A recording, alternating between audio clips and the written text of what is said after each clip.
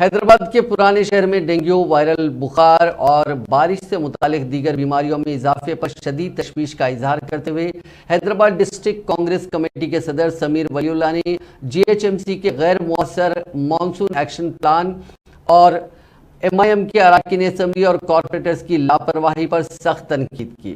پیر کو ایک صحافتی بیان میں سمیر ولی اللہ نے کہا کہ شہر میں مانسون کی بارشوں کے کئی اسپیلز ہو چکے ہیں، اس کے باوجود جی ایچ ایم سی نے ابھی تک فاگنگ اور اینٹی لاروا آپریشن شروع نہیں کیا۔ انہوں نے نشاندہی کی کہ پرانے شہر پہلے ہی گڈھوں کا ایک مرکز ہے جہاں بارش کا پانی جمع ہوتا ہے۔ انہوں نے کہا کہ جی ایچ ایم سی کئی علاقوں سے کچرا اٹھانے میں بھی ناکام رہا۔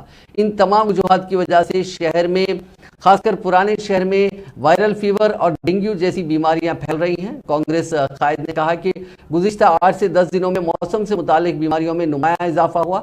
گاندھی ہاسپٹل کے آؤٹ پیشنٹ ڈپارٹمنٹ میں 2500 سے زیادہ مریض آئے ہیں، جبکہ عثمانیہ ہاسپٹل اور فیور ہاسپٹل میں بھی مریضوں کی تعداد میں اضافہ دیکھا گیا ہے۔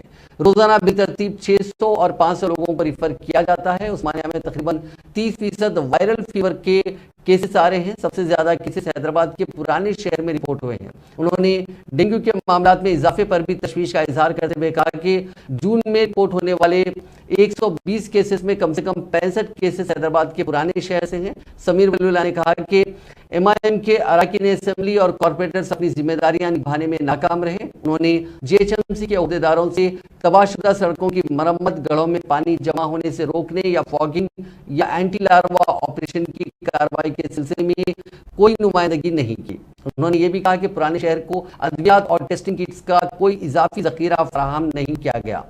حیدرآباد ڈی سی کے صدر نے جی ایچ ایم سی سے فوری طور پر فاگنگ اور اینٹی لاروا آپریشن شروع کرنے کا مطالبہ کیا۔